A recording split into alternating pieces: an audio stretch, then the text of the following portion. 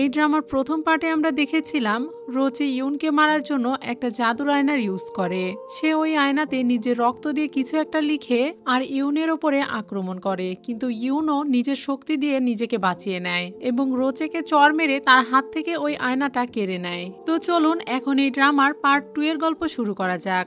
Yoon যখন সেই আয়নার দিকে তাকায় তখন সে অনেক কিছু বুঝতে পারে। সে বুঝতে পারে ওই আয়নায় কাউকে বন্দি করে রাখা ছিল। এছাড়াও সে আয়নার ভেতরে অনেক রকম কালো শক্তি রয়েছে। এসব কিছু জানার পরে ইউন এখন সেই আয়নার অশুভ শক্তি রোচের উপরেই প্রয়োগ করে আর রোচে সেখানেই মারা যায়। তখন তার দাসী তাকে বলে, আপনি তাকে কেন মেরে ফেললেন? তখন রাজকুমারী তাকে বলে, সে অনেক খারাপ মানুষ, সে শুধু আমাকেই মারতে চায়নি, তার হাতে অনেক মানুষ মারা গিয়েছে। এছাড়াও এখনো অনেক মানুষকে সে মারতে চলেছিল, একটা ছোট বাচ্চাকেও সে বন্দি করে রেখেছে।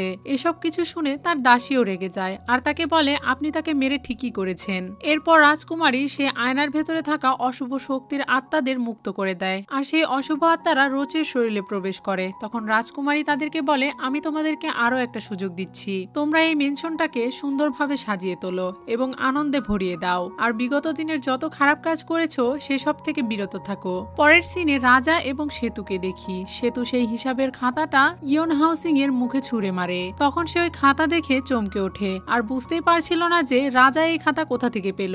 এই হিসাবের খাতা তো সে লুকিয়ে রেখেছিল। তখন রাজা তাকে বলে, তুমি এখন বেছে নাও, তুমি বাঁচতে চাও নাকি মরতে চাও? তখন সে রাজাকে প্রশ্ন করে সে কিভাবে বাঁচবে। রাজা তাকে বলে, তুমি যদি বাঁচতে চাও তাহলে 10 বছর আগে যে প্রাসাদে আগুন লেগেছিল সেটা কিভাবে লেগেছিল এবং কে লাগিয়েছিল সেটা আমাকে জানাও, আমাকে সব সত্য কথা খুলে বলো, তবেই আমি তোমাকে বাঁচাবো। এসব কিছু শুনে সে অস্বীকার করে। সে বলে সে এসবের কিছুই জানে না। তখন রাজা তাকে হিসাব দেয় সে রাজ্যের অর্থ থেকে কত কোটি টাকা সরিয়েছে আর তাকে বলে, তুমি কি জানো না চুরি করার সাজা কি? তুমি কি তোমার গর্দান হারাতে চাও? যদি তুমি নিজের জীবনকে ভালোবেসে থাকো তাহলে আমাকে সব সত্যি কথা খুলে বলো। তারা এই বিষয়ে কথা বলছিল তখনই সেখানে রোচে চলে আসে আর সে পাগলের মতো হাউসং এর গলায় কামড়াতে শুরু করে। এটা দেখে সে তো অনেক চিৎকার করতে থাকে আর রাজাকে বলে তাকে বাঁচানোর জন্য, কিন্তু তারা দুজন সেখান থেকে চলে যায় আর যাওয়ার আগে তাকে বলে, আমার কথা তুমি মাথায় রেখো, তুমি বাঁচতে চাও নাকি মরতে চাও এটা সম্পূর্ণই তোমার উপর নির্ভর করছে। এটা বলে রাজা সেখান থেকে চলে যায়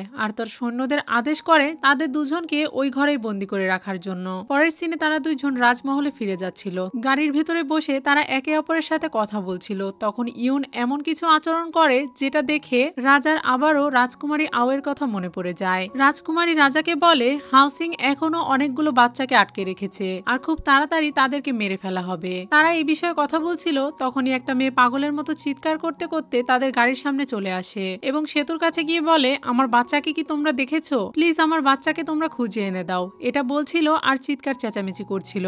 এসব চিৎকার চেঁচামেচি শুনে রাজা জানালা দিয়ে তাকালে দেখতে পায় এটা তারই চাচাতো বোন, তার নাম মো ইঙ্গি। তাকে দেখার সাথে সাথে রাজা বাহিরে বেরিয়ে আসে আর তার সৈন্যদের আদেশ করে যাতে তারা তাকে ধরে গাড়িতে তোলে, কিন্তু সে তাদের কারোর কাছেই ওই মেয়েটির পরিচয় দেয় না। তখন রাজকুমারী তাকে জিজ্ঞাসা করে, এটা কি আপনার পুরনো প্রেমিকা? তখন রাজা তাকে বলে, ভয় পেও না, এটা আমার বোন হয়। আপাতত তাকে তুমি তোমার সাথে গাড়িতে বসিয়ে নাও আর দয়া করে তার যত্ন নিও, কারণ এই অবস্থায় আমি তোমাদের সাথে একই গাড়িতে যেতে পারবো না। এরপর তারা মোইংকে গাড়িতে তোলে। গাড়িতে ওঠার পরেও সে চিৎকার চেঁচামেচি করছিল আর কিছুতেই শান্ত হতে চাইছিল না। তখন ইউন তার শক্তি দিয়ে তাকে শান্ত করে আর সে অনুভব করতে পারে সামনেই মৃত্যুর ছায়া আছে এবং সে যে বাচ্চাটিকে খুঁজছে সেই বাচ্চাটিও অনেক বড় বিপদে রয়েছে। একটু পরেই সে খেয়াল করে মুয়ের মুখ দিয়ে রক্ত বের হচ্ছে।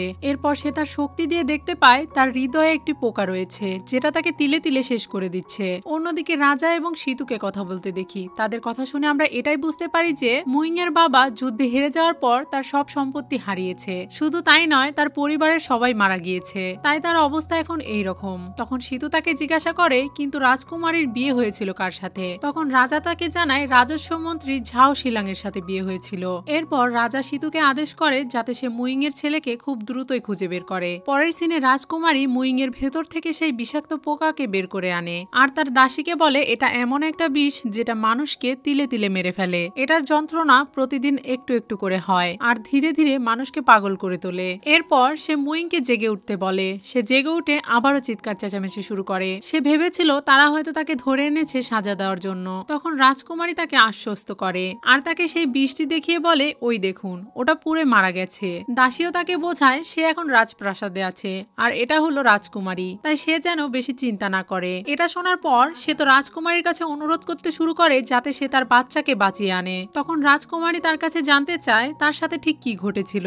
তখন মুইং তাকে সব ঘটনা খুলে বলে। সে বলে তার স্বামীর সাথে কয়েক বছর আগে অন্য আরেকটা মেয়ের বিয়ে হয়। মুইং ছিল তার স্বামীর প্রথম স্ত্রী, তাই সে তার জায়গা নেওয়ার জন্য তার উপরে নির্যাতন করতে শুরু করে আর একদিন তার খাবারের সাথে মিশিয়ে সেই বিষটা দেয়। এরপর থেকেই তার অবস্থা খারাপ হতে শুরু করে। ধীরে ধীরে তার কাছ থেকে ওই উপপত্নী সবকিছু ছিনিয়ে নেয় আর তার বাচ্চাকেও শিশু খাদ্য পর্বত থেকে নিক্ষেপ করে। তখন রাজকুমারী তাকে জিজ্ঞাসা করে, মন্ত্রী ঝাও কি এসব কিছু দেখেছেন? তখন সে তাকে জানায় তিনি সবকিছুই দেখেছেন, কিন্তু তারপরেও সে তার বাচ্চাকে বাঁচায়নি। এসব কিছু শুনে রাজকুমারী তো অনেক রেগে যায় আর তার দাসীকে ওই পাহাড়ের সম্পর্কে জিজ্ঞাসা করে। তখন তার দাসী তাকে জানায় সেই পর্বতটি বাচ্চাদের খায়। এই পাহাড়টি নিয়ে অনেক আলোচনা সমালোচনা রয়েছে, আপনি চিন্তা করবেন না, অলরেডি লোক পাঠানো হয়েছে যারা বাচ্চাটিকে উদ্ধার করবে। এরপরেও রাজকুমারী মুইংকে বলে, আপনি চিন্তা করবেন না, আমি নিজে আপনার বাচ্চাকে উদ্ধার করে আনবো। অন্যদিকে প্রহরী গিয়ে রাজাকে সংবাদ দেয় রাজকুমারী একাই পাহাড়ের দিকে যাচ্ছে সেই বাচ্চাটিকে উদ্ধার করার জন্য। এটা শুনে রাজা তো অনেক বেশি রেগে যায়। পরের সিনে সীতু এবং অন্যান্য সৈন্যদের দেখি তারা সেই পাহাড়ে গিয়েছিল এবং সেখানকার লোকদের সাথে লড়াই করছিল, কিন্তু তাদেরকে মেরে ফেলার পরেও তারা বারবার জীবিত হয়ে উঠছিল। তখন তারা বুঝতে পারে এরা কোনো সাধারণ মানুষ নয়। এরপর যখনই তারা সবাই একসাথে জীবিত হয়ে আবারও তাদের উপর হামলা করবে, তখনই সেখানে রাজকুমারী চলে আসে আর তার শক্তি দিয়ে তাদের সবাইকে বাঁচিয়ে নেয় এবং সব অশুভ আত্মাদের তার হাতের মুঠোয় নিয়ে ধ্বংস করে দেয়। এসব দেখে সীতু সহ সব সৈন্যরা রাজকুমারীকে ধন্যবাদ জানায়। তখন রাজকুমারী খেয়াল করে সেই লোকদের মুখের উপরে মন্ত্র পড়া কাগজ রয়েছে। তখন রাজকুমারী সীতুকে জিজ্ঞাসা করে, তোমারও কি আধ্যাত্মিক শক্তি রয়েছে নাকি? তখন সীতু তাকে জানায়, এরকম কিছুই না, ছোটবেলায় আমাকে একটা মন্দিরে থাকার জন্য পাঠানো হয়েছিল, সেখান থেকেই আমি এরকম ছোটখাটো কিছু ভূত তাড়ানো মন্ত্র শিখেছি, যেগুলো আমি মাঝে মাঝে কাজে লাগানোর চেষ্টা করি। তখন রাজকুমারী বলে, এটা যদি সাধারণ কোনো অশুভ আত্মা হতো তাহলে আপনার এই মন্ত্র পড়া কাগজ কাজে লেগে যেত। এরপর রাজকুমারী তার কাছে বাচ্চার ব্যাপারে জানতে চায়। মন্ত্রী তাকে বলে বাচ্চা এখানে আশেপাশে কোথাও রয়েছে। তখন রাজকুমারী তাকে বলে সেই বাচ্চাটি এখানকার মন্দিরে রয়েছে। এরপর রাজকুমারী সেখানে যায় আর তার শক্তি দিয়ে সেই বাচ্চাটিকে খুঁজে বের করে আর তারা দেখতে পায় সেই বাচ্চাটির দেহে কোনো প্রাণ নেই। তখন সীতু রাজকুমারীকে বলে, এই বাচ্চাটির আত্মা অলরেডি বেরিয়ে গেছে, আমি ভয় পাচ্ছি সে হয়তো আর জীবিত হয়ে উঠবে না। তখন রাজকুমারী তার শক্তি দিয়ে দেখে ওই বাচ্চাটির আত্মা জীবিত আছে, কিন্তু তার আত্মাকে কোথাও একটা আটকে রাখা হয়েছে। আমাদের হাতে আর বেশি সময় নেই, তার আত্মাকে খুব দ্রুত ফিরিয়ে আনতে হবে। এটা বলতেই সেখানে রাজা চলে আসে আর তাদের উপরে রেগে যায়, কিন্তু রাজকুমারী সেটা পরোয়া করে না আর তার হাত ধরে টেনে এনে বলে, তুমি সঠিক সময় চলে এসেছো, আমাকে সাহায্য করো। এই বাচ্চাটির আত্মা বেরিয়ে গেছে, যেটাকে খুব দ্রুতই ফিরিয়ে আনতে হবে, তাই তুমি তোমার জীবন আমাকে ধার দাও। রাজার জীবন ধার করা হবে এটা শুনেই তো সীতু না করে দেয়, কিন্তু রাজা তাকে চুপ করতে বলে আর রাজকুমারীকে বলে কিভাবে জীবন ধার দিতে হয়। তখন রাজকুমারী তাকে জানায় সে তার জীবন নিয়ে নিচ্ছে না, সে শুধু তার ইয়াং শক্তি ধার নিচ্ছে, যেটা দিয়ে সে ওই বাচ্চাটিকে মৃত্যু থেকে ফিরিয়ে আনবে। এটা শুনে সীতু তাকে বলে, আপনার ইয়াং শক্তির প্রয়োজন, তাহলে আমার কাছ থেকে নিন, আমার অনেক ইয়াং শক্তি রয়েছে। এটা শুনে সকল সৈন্যরাও বলে ওঠে তাদের কাছ থেকে ইয়াং শক্তি নিতে। তখন রাজকুমারী তাদেরকে বলে, তোমাদেরটা হবে না, কারণ পরকালকে ধোঁকা দিতে হলে একজন ভাগ্যবান ব্যক্তির প্রয়োজন, আর সেই সৌভাগ্য একমাত্র এখানে রাজারই রয়েছে। তখন রাজা তাকে বলে, এত কথা বলার কোনো প্রয়োজন নেই, তোমার যেটা করার সেটা তাড়াতাড়ি করো। তখনই রাজকুমারী হুট করে রাজাকে তার কাছে টেনে নেয়। এটা দেখে বাকি সৈন্যরা তো লজ্জা পেয়ে যায় আর তারা অন্যদিকে ঘুরে দাঁড়ায়। এদিকে রাজকুমারী রাজার কাছ থেকে তার ইয়াং শক্তি নিয়ে সেই বাচ্চাটির ভিতরে দিয়ে দেয় আর সাথে সাথে সেই বাচ্চাটি জীবিত হয়ে ওঠে। এরপর রাজকুমারী সেখানকার মূর্তির দেবতাকে গিয়ে জিজ্ঞাসা করে এই পাহাড়ে কি হয়েছিল, কিন্তু সেই মূর্তি তাকে কোনো উত্তর দেয় না। তখন সে সীতুকে আদেশ করে একটা ধূপকাঠি জ্বালিয়ে সেখানে আনতে। ধূপকাঠি সেখানে জ্বালিয়ে দেওয়ার সাথে সাথে ওই মূর্তিটি তাকে উত্তর দিতে শুরু করে। সে তাদের সবাইকে বলে এখানে অশুভ আত্মার দ্বারা অনেক কুকর্ম করা হয়েছিল আর অসংখ্য বাচ্চাকে মেরে ফেলা হয়েছে, যার কারণে সবার কাছে এই পাহাড়টি বাচ্চা খাওয়ার পাহাড় নামে পরিচিতি পায় আর মানুষ এখানে আসা থেকে ভয় পেতে শুরু করে, যার কারণে আমার শক্তিও ধীরে ধীরে দুর্বল হয়ে পড়ে। এটা শুনে সীতু তো অবাক হয়ে যায়, কারণ পাহাড়ের আত্মা তাদের সাথে কথা বলছে। তখন রাজা সেই পাহাড়ের আত্মাকে জিজ্ঞাসা করে, আপনি কি জানেন এইসব অশুভ আত্মাকে কারা পাঠাচ্ছে এবং কারা বাচ্চাদের হত্যা করছে? তখন সে এই বিষয়ে তাদেরকে কিছু বলতে পারে না, কারণ সে মানুষের দুনিয়া সম্পর্কে কিছুই জানে না। এরপর রাজকুমারী তাকে বলে, ঠিক আছে, আপনি তাহলে বিশ্রাম করুন, এরপরে ধীরে ধীরে আপনার শক্তি ফিরে আসবে আর আপনি মানুষদেরকে রক্ষা করবেন। আমি এই পাহাড় থেকে সকল অশুভ আত্মাদেরকে তাড়িয়ে দিয়েছি। এসব কিছু শুনে সেই পাহাড়ের আত্মা তাকে ধন্যবাদ জানায়। এরপর তারা ফিরে যেতে শুরু করে। তখনই রাজকুমারী অনুভব করে পাহাড়ে আসার সময় তার পায়ে ফোস্কা পড়ে গেছে, তাই সে ভালো করে হাঁটতে পারছিল না। এটা দেখার পর রাজা তাকে কোলে তুলে সেখান থেকে নিয়ে যায়। পরের সিনে রাজা রাজকুমারীর কাছে এসে তাকে এই অবস্থায় দেখে লজ্জা পেয়ে যায় আর সেখান থেকে চলে যেতে শুরু করে। তখন রাজকুমারী তাকে ডাকে আর তাকে বলে আজকে রাতে সে তার সাথে ঘুমাতে চায়। এটা শুনে রাজা তাকে আপত্তি জানায়, কিন্তু সে তাকে বলে আজকে রাতে আমি আপনাকে আমার ইয়াং শক্তি ধার দিতে চাই। রাজা তাকে বলে মুইং এবং তার বাচ্চার সব সমস্যা মিটে গেছে, তাই তাদেরকে পাঠিয়ে দিতে, কিন্তু রাজকুমারী এটার জন্য তাকে না করে দেয়। রাজকুমারী তাকে বলে তারা এখানে থাকলে সমস্যা কি? তখন রাজা তাকে বলে এই মেনশন তোমার, তাই তোমার যাকে ইচ্ছা তুমি রাখতেই পারো, এতে আমার কোনো সমস্যা নেই, কিন্তু আমার মনে হয় যেহেতু সব সমস্যা ঠিক হয়ে গেছে তাই তাদেরকে পাঠিয়ে দেওয়া উচিত। তখন রাজকুমারী তাদেরকে বলে আমার তাদেরকে দেখে অসহায় মনে হয়, তাই আমি তাদেরকে এখানেই রেখে দিতে চাই। এটা শুনে রাজা তাকে বলে তুমি যদি তাদেরকে এখানে রাখো তাহলে নানা রকম গুজব ছড়াবে। এটা শুনে সে রাজাকে বলে তোমাদের মানুষের দুনিয়াতে এত নিয়ম কেন? তখন রাজাও তাকে জিজ্ঞাসা করে তাহলে তুমি কোন দুনিয়া থেকে এসেছো? এটা শুনে সে রাজাকে বলে এটা তোমার জানার কোনো প্রয়োজন নেই, তুমি শুধু এতটুকুই জানো যে তোমার মা অনুরোধ করেছিল তাই আমি এখানে এসেছি। এরপর রাজা তার সাথে আর কোনো কথা বাড়ায় না আর সে ওখানে শুয়ে পড়ে। পরের দিন সকালে যখন তারা দুজন একসাথে খাবার খাচ্ছিল তখনই সিতু সেখানে আসে আর রাজাকে বলে মন্ত্রী এসেছে তার স্ত্রী এবং সন্তানকে ফিরিয়ে নিয়ে যাওয়ার জন্য। এটা শুনে রাজা তাকে আদেশ করে মন্ত্রীকে মারার জন্য। এটা শুনে সিতুর চোখ মুখ শুকিয়ে যায় আর সে রাজাকে বলে আফটার অল সব মিলিয়ে তিনি রাজস্ব মন্ত্রী, তাই তাকে মারা কি ঠিক হবে? এটা শুনে রাজকুমারী একটা জাদু করে আর মন্ত্রীকে বলে যাও, যত ইচ্ছা তাকে পেটাও, তার কিছুই মনে থাকবে না। এরপর সিতু সেখান থেকে চলে যায়। তখন রাজা তাকে বলে তার যদি সবকিছু মনেও থাকতো তাতেও আমার কিছু যায় আসতো না। পরের সিনে মুইং তাদের দুজনকে ধন্যবাদ জানায়। তখন রাজা তাকে বলে আমাকে তুমি ক্ষমা করে দিও, আমি তোমাকে সাহায্য করতে অনেক দেরি করে ফেলেছি। তখন মুইং তাকে বলে আমি ভালো মানুষকে বিয়ে করিনি, তাই এটার সাথে আপনার কোনো সম্পর্ক নেই, আমি শুধু চিন্তিত এটা নিয়ে আমার ছেলে কখন জেগে উঠবে। তখন রাজকুমারী তাকে জানায় তার আত্মা অন্য কোথাও আছে এবং তার আত্মাকে খুঁজে বের করতে হবে। মুইং তাকে জিজ্ঞাসা করে সে তার সন্তানের আত্মা কিভাবে খুঁজে বের করবে। তখন রাজকুমারী তাকে জানায় তার বাচ্চার আত্মা খুঁজে বের করতে হলে তাকে একটা কঠিন রাস্তা দিয়ে হাঁটতে হবে, কিন্তু রাজকুমারী তাকে এই বিষয়ে তেমন একটা সাহায্য করতে পারবে না। তখন সে তাকে জিজ্ঞাসা করে সেই রাস্তার নাম কি। তখন রাজকুমারী তাকে জানায় ইন ইয়াং এর রাস্তা, এই রাস্তায় হাঁটা অনেক কঠিন। এরপর রাজকুমারী একটা ল্যাম্পে মন্ত্র পড়ে যেটা ছিল soul fixing lamp. In young road এতটাই ভয়ঙ্কর ছিল যে সেখানে কোনো জীবিত ব্যক্তি গেলে ফিরে আসতে পারতো না, তাই সে এই ল্যাম্পটা মুইংকে দেয় যাতে এই ল্যাম্পের দ্বারা সে সুরক্ষিত থাকতে পারে। এরপর সে ইন ইয়াং রোডের দরজা খুলে দেয় আর তারা তিনজন ওই দরজার ভেতরে প্রবেশ করে। এই জায়গাটা অনেক ভয়ঙ্কর অন্ধকারে ঢাকা ছিল, এখানে অসংখ্য অশুভ আত্মা রয়েছে। সেখানে যাওয়ার পর রাজকুমারী তাকে সাবধান করে দেয় যাতে এই ল্যাম্পের আলো কখনো নিভে না যায় এবং কারো গলার আওয়াজ শুনে সে যাতে পেছনে না তাকায়। এই ল্যাম্পের আলো নিভে যাওয়ার আগেই আপনাকে আপনার বাচ্চার আত্মা খুঁজে বের করতে হবে, এরপরেই আমি আপনাকে এখান থেকে নিয়ে যাব। এরপর সে ল্যাম্প নিয়ে ধীরে ধীরে সামনের দিকে এগোতে থাকে। তখনই সে তার ছেলের গলার আওয়াজ পায় আর দেখতে পায় তার ছেলেকে কেউ শেকল পরিয়ে তার সামনে নিয়ে আসছে। আর সেই ভয়ঙ্কর ব্যক্তি তাকে বলে কিভাবে সাহস হলো একজন জীবিত ব্যক্তির এখানে প্রবেশ করার। এটা বলে সে তাকে শিকল দিয়ে বাঁধতেই যাবে, তখনই রাজা তাকে রক্ষা করে। তখন সে অনেক রেগে যায় আর রাজাকে বলে তোমার সাহস কি করে হলো আমার আত্মা বাঁধা শেকলকে এভাবে ধ্বংস করে দেওয়ার। সে রাজার ওপরে অনেক বেশি রেগে যায়। তখন রাজকুমারী তাকে বলে এখানকার নিয়ম অনুযায়ী আপনি জীবিত ব্যক্তিকে শেকল দিয়ে বাঁধতে পারবেন না, তাহলে আপনাকে আপনার পদ থেকে বরখাস্ত করা হবে এবং জাহান্নামে নিক্ষেপ করা হবে। এটা শুনে সে তো আরো বেশি রেগে যায় আর তাকে বলে তুমি জীবিত মানুষ হয়ে আমাকে হুমকি দেওয়ার সাহস কি করে পেলে। এটা বলে সে তাকে শিকল দিয়ে বাঁধতে যাচ্ছিল। তখনই রাজকুমারী তার শক্তি দিয়ে তাকে আটকায়। পেছন থেকে রাজা তার তলোয়ার দিয়ে তার পেটে আঘাত করে। এরপর সে আহত হয়ে যায় আর তাদেরকে বলে তোমরা জীবিত মানুষ হয়ে আমাকে আঘাত করার সাহস সাহস কিভাবে পেলে? এর জন্য তোমাদেরকে কঠিন সাজা পেতে হবে। এটা শুনে রাজকুমারী তাকে বলে, তুমি মৃত্যুর পথে আছো, এরপরেও তুমি এভাবে কথা বলার সাহস কিভাবে পাচ্ছ? রাজকুমারী তো কোনো সাধারণ মানুষ ছিল না, তাই সে তার আসল রূপ দেখতে পাচ্ছিল। সে তার কাছে গিয়ে তাকে বলে, এর আগে কখনোই এখানে কোনো দুর্গন্ধযুক্ত মাছিকে দেখা যায়নি। এটা শুনে সে অনেক অবাক হয়ে যায় আর তাকে প্রশ্ন করে, তুমি আমার আসল রূপ কিভাবে দেখতে পাচ্ছ?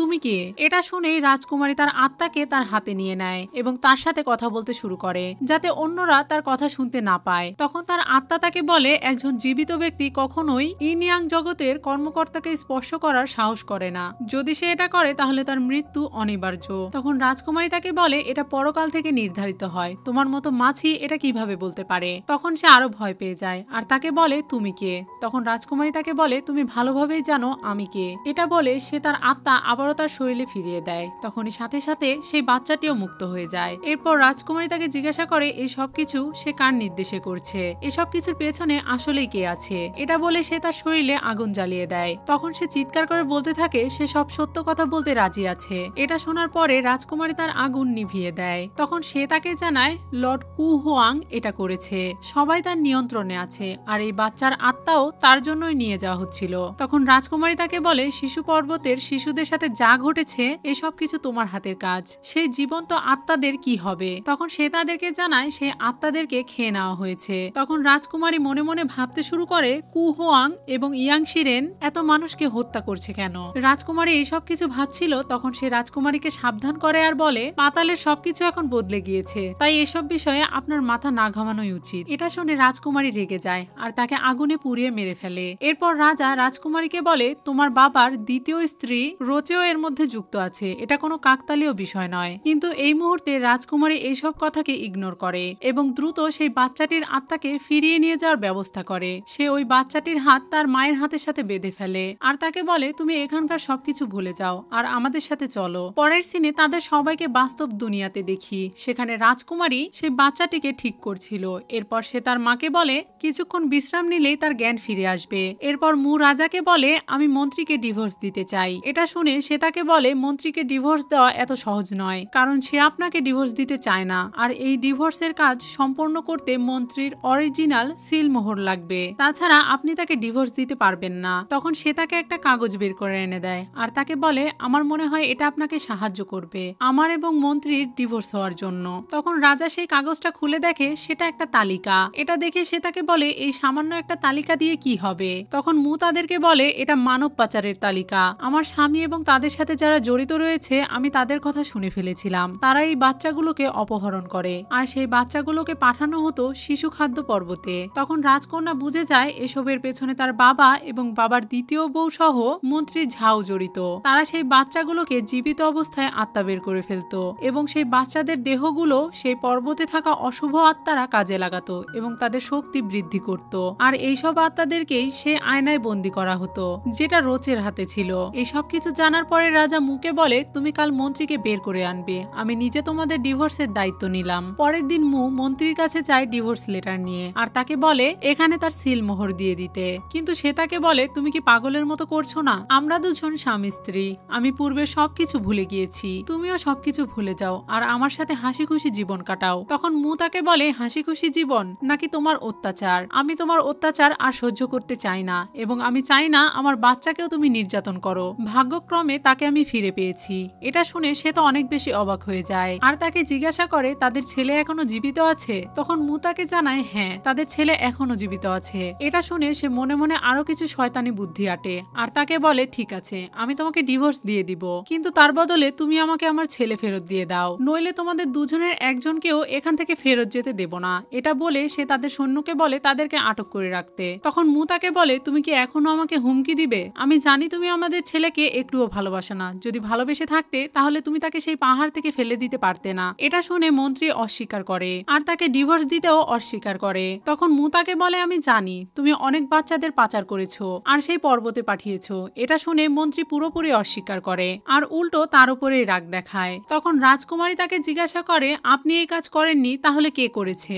এটা শুনে মন্ত্রী তো আরো রেগে যায়, কারণ সে ভেবেছিল এটা হয়তো কোনো দাসী, কিন্তু সে তো জানতো না যে রাজকুমারী দাসীর পোশাক পরে এখানে দাঁড়িয়ে আছে। তাই সে তার প্রজাকে আদেশ করে ওই দাসীকে বন্দী করার জন্য, কিন্তু রাজকুমারী তার শক্তি দিয়ে মন্ত্রীকে আঘাত করে আর সেই আত্মাগুলোকে তার চারপাশে ছেড়ে দেয়। তখন সে ভয়ে সেখান থেকে পালিয়ে যেতে শুরু করে। তখনই তার সামনে বিচারকের রাজা চলে আসে আর তাকে বলে, তোমার সাহস কি করে হলো বাচ্চা পাচার করার? কিন্তু তখনও মন্ত্রী অস্বীকার করছিল আর বলছিল এইসব তাদের জাদুবিদ্যা, তারা এইসব কিছু করেছে, তারা আমার ক্ষতি করতে চায়, আপনি আমাকে বাঁচান। তখন রাজা তাকে বলে, আমার রাজকুমারী তোমার ক্ষতি কিভাবে করেছে? তখন সে বুঝতে পারে এটা আসলে রাজকুমারী। এরপর মন্ত্রীকে সেখান থেকে নিয়ে যাওয়া হয় তার বিচার করার জন্য। পরের সিনে রাজা আর রানী অর্থমন্ত্রীর বাড়িতে যায়, এর মানে রাজকন্যার বাবার কাছে। সেখানে যাওয়ার সাথে সাথেই রাজকন্যার বাবা তার পা ধরে মাপ চাইতে শুরু করে। তখন সে তার বাবাকে উত্তর দেয়, শুনেছি মেয়েদের বিয়ের পরে স্বামীর কথা মেনে চলা উচিত, তাই আপনি আমাকে ছেড়ে দিন, রাজা যেটা বলবে সেটাই হবে। তখন মন্ত্রী রাজার পা ধরে আর তাকে বলে, আমি স্বীকারোক্তি লিখে দিতে রাজি আছি, আপনি শুধু এই অশুভ আত্মাকে আমার কাছ থেকে নিয়ে যান। আমি সব সত্যি কথা আপনাকে বলতে রাজি আছি, আপনি শুধু এটাকে আমার কাছ থেকে নিয়ে যান। আমি এই ভূতের সাথে আর এক ঘরে থাকতে চাই না। তখন রাজা তাকে বলে, তাহলে 10 বছর আগে যা ঘটেছিল সেই ঘটনার সাথে যারা যারা জড়িত ছিল তাদেরকে আমন্ত্রণ জানান এবং স্বাক্ষর দিন। তবে এই চিঠিটা লেখার জন্য কলম ও কালির কোনো প্রয়োজন নেই, এটা আপনি আপনার নিজের রক্ত দিয়ে লিখবেন। সে রাজার কথা অনুযায়ী কাজ করে। তখন রাজা সেই চিঠিটা দেখে আর তাকে বলে, তুমি আমার রানীর মাকে ফ্রেম বন্দি করে রেখেছো, কিন্তু আমরা তো জানি তিনি কয়েক বছর আগে মারা গিয়েছেন, তাহলে এখন আমি তোমার কথা বিশ্বাস করব কিভাবে? আর এইসব কাজ করার জন্য তোমাকে কে আদেশ করেছিল? তখন অর্থমন্ত্রী তাদেরকে ভয়ে সবকিছু বলে দেয় আর তাদেরকে বলে, এসব কিছু করার জন্য তাদেরকে আদেশ দিয়েছিল প্রিন্সেস লি, যিনি বর্তমান ক্রাউন প্রিন্সের মা, মানে যুবরাজ জিয়াও এর মা। এরপর আমাদেরকে 3 দিন পরের দৃশ্য দেখানো হয়, যেখানে বিচারক তাদের সবাইকে চূড়ান্ত সিদ্ধান্ত জানায়, যেখানে মন্ত্রী ঝাও এবং অর্থমন্ত্রী হাউসিং কে মৃত্যুদণ্ডের আদেশ দেওয়া হয় এবং তাদের সাথে যারা এই দুর্নীতিতে জড়িত ছিল তাদেরকেও গলা কেটে মৃত্যুদণ্ডের আদেশ দেওয়া হয় এবং বাকি যারা কম অপরাধী ছিল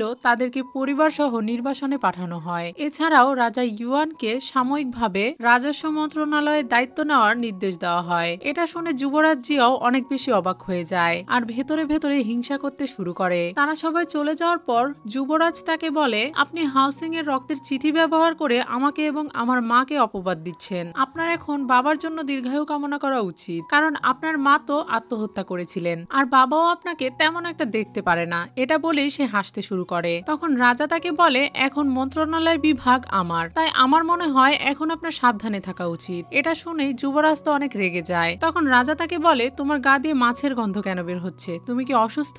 আমার মনে হয় না এটা কোনো বড় অসুখ, তাই তুমি চাইলে আমি তোমার জন্য একটা ভালো ডাক্তারকে ডেকে আনতে পারি। এটা শুনে যুবরাজ তো আরো বেশি রেগে যায় এবং সেখান থেকে চলে যায়। পরের সিনে রেগে যুবরাজ একটা মেয়ের কাছে যায় আর তাকে মারে এবং তাকে বলে, এই সব কিছু তোমার জন্য হয়েছে, তোমার জন্যই আমার শরীরে এই রোগ বাসা বেঁধেছে। এই মেয়েটির নাম লি ইউ। যুবরাজ এখন সব রাগ তার উপরে ঝাড়ছিল আর তাকে মারধর করছিল। তখনই সেখানে যুবরাজের উপপত্নী চলে আসে আর তাকে বলে, মহারাজ আপনি এত মারধর করবেন না, যদি আপনি এত মারধর করেন তাহলে আপনি ক্লান্ত হয়ে পড়বেন। তখন যুবরাজ তাকে বলে, আমার প্রিয় তুমি এখানে কি করছো? তখন সে তাকে বলে, আমি শুনেছি সকালে আপনার সাথে অন্যায় করা হয়েছে, তাই আমি ছুটে আপনার কাছে চলে এসেছি। এটা শুনে যুবরাজ তাকে বলে, তুমি আমাকে কত ভালোবাসো, তুমি এই মহিলার মতো নও, তুমি দ্রুত এখান থেকে বেরিয়ে যাও, নাহলে তুমিও আমার মতো এই রোগে আক্রান্ত হয়ে যাবে। তখন সে তাকে বলে, আমি এতে ভয় পাই না, আমি একটি বিশেষ ঔষধ নিয়ে এসেছি যেটা দিয়ে আমি আপনার সেবা করতে চাই। তখন যুবরাজ তাকে বলে, এই ঔষধ দিয়ে শুধুমাত্র এই অসুখকে দাবিয়ে রাখা যাবে, কিন্তু এই অসুখ একেবারে ভালো হবে না, আর এই সব কিছুর জন্য এই মহিলা দায়ী। এটা বলে সে আবারও তাকে মারতে শুরু করে। তখন তার উপপত্নী তাকে বলে, যুবরাজ আমি আপনার জন্য বিশেষ একটি ঔষধ খুঁজে পেয়েছি, বিশেষ একজন ছেলে যার ইয়াং ভাগ্য, তার হার্টের রক্ত পান করলেই আপনি ঠিক হয়ে যাবেন। তখন যুবরাজ খুশি হয়ে যায় আর তাকে জিজ্ঞাসা করে সেই ছেলেটিকে। তখন সে তাকে জানায় ওই ছেলেটি রাজা ইউয়ানের মেনশনে আছে, মানে সে মন্ত্রী ঝাওয়ের ছেলের কথা বলছে। এটা শুনে যুবরাজ তাকে বলে, আমার আর রাজা ইউনের মধ্যে অনেক ফাটল রয়েছে, তাই আমার মনে হয় না এটা কখনো সম্ভব হবে। তখন তার উপপত্নী তাকে বলে, আমি সবকিছু ভেবে রেখেছি, আপনি শুধু বলবেন আপনি সেই বাচ্চা ছেলেটিকে দত্তক নিতে চান, আমার মনে হয় এটাই সবচাইতে ভালো উপায়। এটা শুনে যুবরাজ তো খুশি হয়ে যায় আর তার উপরে সব দায়িত্ব ছেড়ে দেয়। এরপর সে যুবরাজকে বলে, আপনি বিশ্রাম নিন, আপনার ভেতরে যত রাগ আছে সেই সব রাগ আমি এই মেয়ের উপরে ঝাড়বো। এটা বলে সে যুবরাজকে পাঠিয়ে দেয় আর নিজে চাবুক নিয়ে ওই মেয়েটিকে মারার জন্য তার কাছে আসে। এরপর সে তাকে হুমকি দেয় আর বলে, তোমার ড্রাগন বল আমাকে দিয়ে দাও। তখন সে তাকে বলে, পেন্ট স্কিন ভূত, তুমি খালি স্বপ্নই দেখতে থাকো, তবে তোমার এই স্বপ্ন কোনোদিনও পূরণ হবে না। আমি জানি তুমি যুবরাজকে বিষ দিয়েছো এবং সেই সব দোষ আমার উপরে দিয়ে দিয়েছো। এই সব কিছু শুনে তো সে আরো বেশি রেগে যায় আর তাকে বলে আমি তোমাকে 3 দিন সময় দিলাম, এর মধ্যে যদি তুমি আমাকে ড্রাগন বল না দাও তাহলে যা হবে এটার জন্য তুমি দায়ী থাকবে। এটা শুনে সে তাকে বলে ঠিক আছে, আমি তোমাকে ড্রাগন বল দিয়ে দিব, তবে তোমার আমাকে একটা নিশ্চয়তা দিতে হবে, তুমি আমাকে পানিতে ফিরিয়ে দিবে। সে আসলে একটা মাছ ছিল। তার এই কথা শুনে যুবরাজের উপপত্নী রাজি হয়ে যায় আর সে সাথে সাথে তার ড্রাগন বল তাকে বের করে দেয়। পরের সিনে রাজকুমারীর দাসী তাকে এসে জানায় যুবরাজ একটি বার্তা পাঠিয়েছে এবং তাদের মহলে যাওয়ার জন্য আমন্ত্রণ জানিয়েছে। তখন রাজকুমারী তার কাছে জানতে চায় যুবরাজ হঠাৎ কেন তাদের আমন্ত্রণ জানিয়েছে। তখন তার দাসী তাকে জানায় আমি শুনেছি তারা মন্ত্রী ঝাওয়ের ছেলেকে দত্তক নিতে চায়। রাজকুমারী সেখানে বসে বড়শি দিয়ে মাছ ধরছিল, ঠিক তখনই তার বড়শিতে একটা মাছ উঠে আসে এবং সেই মাছটা তাদের সাথে কথা বলতে শুরু করে। রাজকুমারীর দাসী এটা লক্ষ্য করে আর রাজকুমারীকে বলে আমার মনে হয় এই মাছটা কথা বলতে পারে। তখন সেই মাছটি তাদেরকে বলে নিয়তির বিচারক ইউন, দয়া করে আমাকে সাহায্য করুন, আমার সাথে অন্যায় হয়েছে। তখন ইউন তাকে বলে তুমি তাহলে আমাকে চিনতে পেরেছো, বলো তোমার কি বিচার চাই। তখন সেই মাছটি তার কাছে সব খুলে বলে। পরের সিনে মুইং এবং তার ছেলে আর রাজকুমারী মিলে যুবরাজের প্রাসাদে যায় যেখানে তাদেরকে আমন্ত্রণ করা হয়েছিল।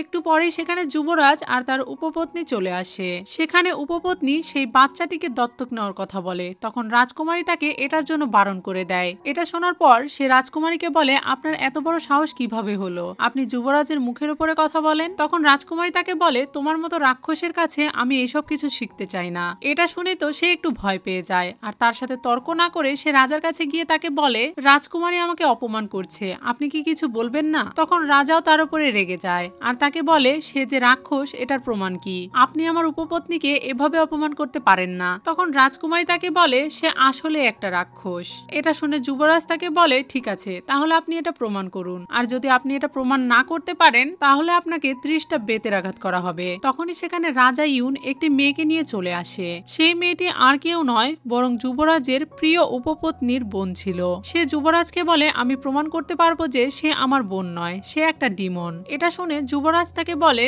তুমি এসব কি আজে বাজে কথা বলছো, সে আমার প্রিয় উপপত্নী। তখন সে তাকে বলে আমার বোন তো 3 বছর আগেই মারা গিয়েছে। এটা শুনে সে তাকে বলে তুমি আমাকে এত বড় অপবাদ কিভাবে দিতে পারলে, আমার নিজের বোনই আমাকে এ ধরনের কথা বলছে। সে এইসব কিছু অস্বীকার করে আর রাজার কাছে ঢং করে কান্না করতে শুরু করে আর এমন ভাব করে কান্না করছিল যেন সবকিছু মিথ্যে। এসব কিছু শুনে মিংগুয়ে তাকে বলে সে আমার বোন আর আমার কাছে যদি পাকাপোক্ত প্রমাণ না থাকতো তাহলে আমি এখানে এসে সাক্ষী দেওয়ার সাহস কিভাবে পেতাম। আপনি একটা জিনিস ভেবে দেখুন, যখন থেকে আপনার তার সাথে বিয়ে হয়েছে তখন থেকে আপনি ধীরে ধীরে অসুস্থ হতে শুরু করেছেন এবং আপনার শরীরে একটা নতুন রোগ বাসা বেঁধেছে। এত কিছু শোনার পরেও যুবরাজ তাদের কথা বিশ্বাস করে না আর তাদেরকে বলে আমাকে প্রমাণ দেখাও। এটা শুনে রাজা ইউন সীতুকে ডাকে আর তাকে বলে প্রমাণ নিয়ে এসো। তখন সীতু সেই মাছটিকে নিয়ে আসে যে মাছের সাথে একটু আগে রাজকুমারীর কথা হয়েছিল। সেই মাছটিকে দেখিয়ে রাজা যুবরাজকে জিজ্ঞাসা করে আপনি কি তাকে চিনতে পারছেন। তখন যুবরাজ তাদেরকে বলে তোমরা একে কোথায় পেলে। সেখানকার সবাই তাকে দেখে আলোচনা করতে শুরু করে আর অবাক হয়ে যায় আর তারা বলতে শুরু করে ক্রাউন প্রিন্সেস একটা মাছ। এদিকে যুবরাজ তো তার উপরে অনেক রেগেছিল, তাই সে তার সৈন্যদের আদেশ করে যাতে তারা তাকে সেখান থেকে নিয়ে গিয়ে কেটে ফেলে। এটা শুনে রাজা ইউন তাকে থামতে বলে। এরপর যুবরাজ তাকে ধন্যবাদ জানায় আর তাকে বলে আপনি একটা ভালো কাজ করেছেন তাকে এখানে এনে, আমার একটা বিশাল বড় রোগ হয়েছে আর এই রোগটার জন্য দায়ী সে। তখন যুবরাজের উপপত্নীও তার সাথে তাল মেলায় আর তাদেরকে বলে সে একটা মনস্টার। তখন রাজকুমারী যুবরাজকে বলে আপনার অসুখের জন্য সে দায়ী নয়, এটার পেছনে একটা গল্প রয়েছে, আপনি কি সেই গল্পটা শুনতে চান। তখন যুবরাজ তাকে সেই গল্প শোনাতে বলে। তখন রাজকুমারী তাকে সেই গল্প শোনাতে শুরু করে আর তাকে বলে একটা কই ছিল যে পূর্ব প্রাসাদে আটকা পড়েছিল। তখন একটা মহিয়সী ব্যক্তি তাকে উদ্ধার করে আর তাকে সমুদ্রে ছেড়ে দেয়। কিন্তু এই মহান ব্যক্তির রাজ পরিবারের বংশধর সৌভাগ্য নিয়ে জন্মেছে। এরপর তারা কইকে উদ্ধার করে আর সমুদ্রে গিয়ে লড়াই করে। সেই সময় মাছটি ড্রাগন গেট ধরে লাফিয়ে ওঠে আর হয়ে ওঠে ড্রাগন কার্প। আপনার যদি এই বিষয়ে কোনো ধারণা থেকে থাকে তাহলে আপনি জানেন সেই মাছটি এখন রূপান্তরিত হয়েছে পরীতে। এরপরে সে মানুষের রূপ ধারণ করতে পারে আর সে তার সৌভাগ্য নিয়ে আপনার কাছে এসেছিল আপনার অনুগ্রহ শোধ করতে।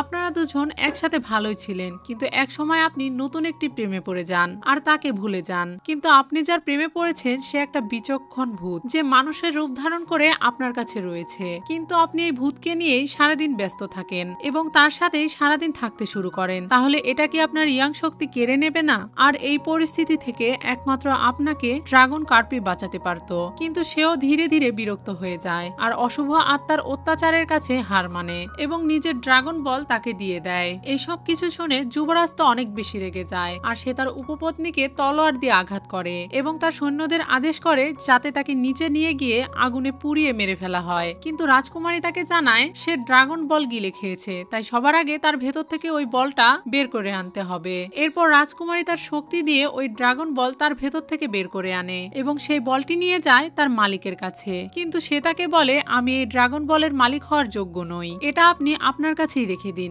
আমার উপহার হিসেবে। এটা শুনে রাজকুমারী সে ড্রাগন বল নিয়ে নেয় আর সেটা রাজার কাছে গিয়ে তাকে দিয়ে দেয়। এরপর যুবরাজ তার কাছে এসে ক্ষমা চাইতে শুরু করে। তখন সে তাকে বলে, আমার অনুগ্রহ শোধ করা হয়ে গেছে, তাই এখন থেকে আমার আর যুবরাজের সাথে কোনো সম্পর্ক নেই। তখন যুবরাজ তাকে বলে, তুমি কি আমাকে ডিভোর্স দিতে চাও? এটা শুনে সে তাকে বলে, এতদিন আপনি অনেক অন্যায় করেছেন, অনেক নিয়ম লঙ্ঘন করেছেন এবং মানুষের প্রতি অবিচার করেছেন। গত 10 বছরে আপনি যত অন্যায় করেছেন আমি আপনাকে বাঁচাতে বাধ্য ছিলাম, কারণ আমি আপনার কাছে ঋণী ছিলাম। এছাড়াও এত বছর ধরে আমি অনেক শাস্তি ভোগ করেছি। আপনি নিজে হাতে এই মন্দ কাজের বীজ বপন করেছেন, তাই আপনাকে এটার শোধ দিতে হবে। এটা বলে তার গলা দিয়ে রক্ত বেরিয়ে আসে আর সে ওখানে মাছে রূপান্তরিত হয়ে যায়। এসব কিছু শুনে তো যুবরাজ রেগে যায় আর তাকে বলে, একটা দুর্গন্ধযুক্ত মাছ আমাকে হুমকি দিচ্ছে, আমি এখানকার ভবিষ্যৎ রাজা, তোমরা সবাই আমার কিছুই করতে পারবে না। তখন রাজকুমারী তাকে বলে, প্রতিশোধ নেওয়া হবে, কিছুক্ষণ আগে হোক বা কিছুক্ষণ পরে, স্বর্গ থেকে তোমার জন্য শাস্তি আসবে। এটা শুনে যুবরাজ আরো রেগে যায় আর আকাশের দিকে তাকিয়ে বলে, আপনি আমার কি করতে পারেন? এটা বলে সে ওই বাচ্চা ছেলেটিকে তার কাছে সাথে সাথে টেনে নেয় আর তাদেরকে বলে, আমি এই বাচ্চাটিকে মেরে তার হৃদয়ের রক্ত খাবো, এরপরে আমি অমর হয়ে যাব আর আমাকে মারার ক্ষমতা কারোর থাকবে না। এটা বলে সে হাসতে শুরু করে। তখনই সেখানে বজ্রপাত হতে শুরু করে। এই সুযোগে তারা সেই বাচ্চাটিকে তার কাছ থেকে নিয়ে নেয় এবং সাথে সাথেই যুবরাজের উপরে বজ্রপাত হয় আর সে ওখানেই মারা যায়। পরের সিনে তারা এই সব বিষয় নিয়ে আলোচনা করছিল। ঠিক তখনই সীতু তাদের কাছে আসে আর তাদেরকে বলে, বাহিরে কেউ তাদের সাথে দেখা করার জন্য এসেছে, এক্ষুনি তাদেরকে বাহিরে যেতে হবে। তারা দুইজন যখন বাহিরে গিয়ে দাঁড়ায় তখন বার্তাবাহক তাদেরকে বলে, মহারাজ তাদের দুজনকে ডেকেছে। আর এখানেই এই ড্রামাটি শেষ হয়ে যায়। তো ভিউয়ার্স, এই ড্রামাটার এন্ডিং এমন ভাবে করা হয়েছে যে কিছু কিছু রহস্য এর মধ্যে এখনো রেখে দেওয়া হয়েছে। আমার নিজেরও এই ড্রামার এন্ডিংটা একদমই পছন্দ হয়নি এবং অনেক কিছুই আমি নিজেও বুঝতে পারিনি। তবে আমি যথাসাধ্য চেষ্টা করেছি আপনাদেরকে গল্পটা বুঝিয়ে বলার। ড্রামাটি যদি আপনাদের কাছে ভালো লেগে থাকে তাহলে কমেন্ট বক্সে কমেন্ট করে আমাকে অবশ্যই জানাবেন। আর এই ধরনের আরো ড্রামা এক্সপ্লেন দেখতে চাইলে আমার চ্যানেলে সাবস্ক্রাইব করে বেল বাটনে অলে ক্লিক করে রাখবেন, যাতে ভিডিও পোস্ট করার সাথে সাথে নোটিফিকেশন সবার আগে আপনার কাছে পৌঁছে যায়। আজকের মতো এখানেই বিদায়, কথা হবে অন্য কোনো ভিডিওতে।